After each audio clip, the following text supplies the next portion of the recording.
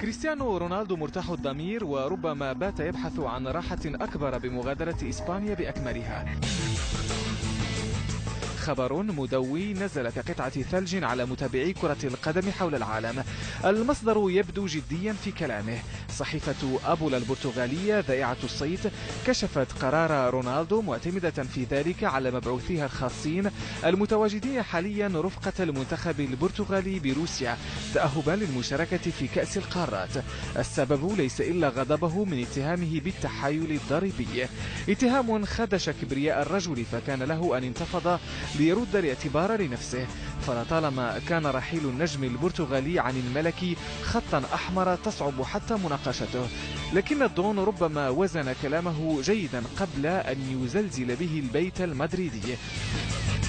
زلزال كهذا يكفي لتناسل الآلاف من الأخبار والقصاصات، فقد يكون الموضوع جديا وقد يكون مجرد تهديد أو توبيخ للنادي على تخليه عنه في هذه الأزمة، أو هو وسيلة لتذكير النيابة العامة في إسبانيا بقيمته ومكانته.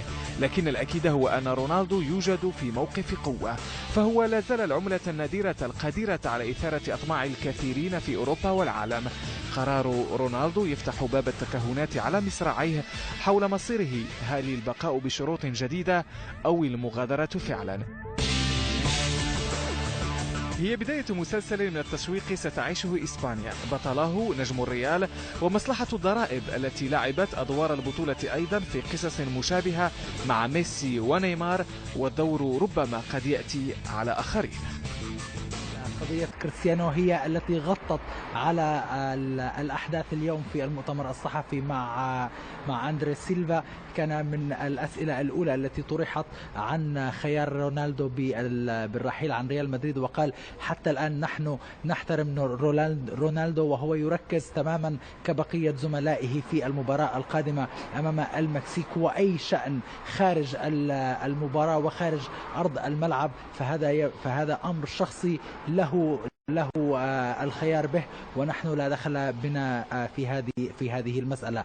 لكن بعد المؤتمر الصحفي تحدثت مع بعض الصحفيين البرتغاليين المرافقين للمنتخب هنا في كاسان، وقالوا لي أن كريستيانو وصلتهم معلومات من مصادر موثوقة أو مصادر من داخل المنتخب، معسكر المنتخب البرتغالي، أن كريستيانو بالفعل طلب من ريال مدريد أن يجد حلا لخروجه من إسبانيا ومن ريال مدريد في الفترة القادمة، وحتى لو اضطر كريستيانو لدفع جزء من شرط الجزاء الذي موجود في عقده لفسخ العقد والذهاب إلى مكان آخر. هذا العقد وهذا الفسخ للعقد يقدر بحوالي 120 مليون يورو، وهناك أندية قليلة في أوروبا التي تستطيع دفع هذا المبلغ إن اختار كريستيانو الرحيل عنها. لكن الصحفيون يؤكدون من أن هذه المصادر المقربة من رونالدو تقول هذا الكلام، وأنه يطلب بإيجاد هذا الحل سريعا،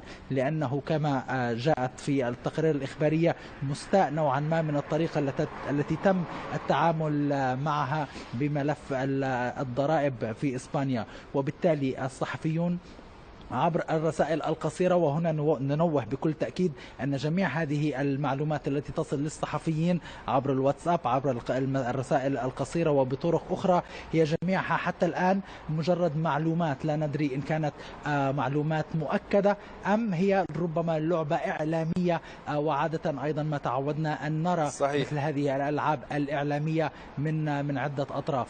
على أي حال الحديث اليوم كان عن كريستيانو، وكريستيانو اختار خلال الحصة التدريبية أن يكون بعيدا عن عدسات الكاميرات، ربما آخر لاعب في الكتيبة بداخل الملعب، لكي لا يكون التركيز عليه وعلى الطريقة التي يتمثل بها في الملاعب.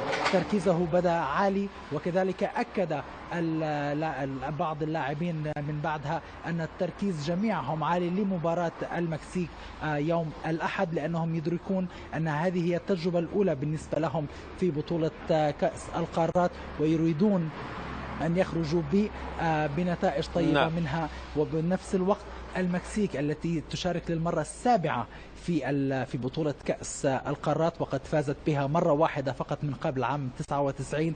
تريد أيضا أن تخرج بنتائج طيبة، لكن الكل يعرف أن الأفضلية ولو على الورق على الأقل، والتوقعات أنها تؤول لريال مدريد. وحتى الفيفا كانت تنتظر وصول نجم رونالدو إلى هذه المدينة وإلى هذه البلد لكي يرفع من المستوى التسويقي لهذه البطولة بشكل واضح إبراهيم، أنه هو النجم بلا منازع، يمكن أن نقول النجم الموجود في هذه البلد.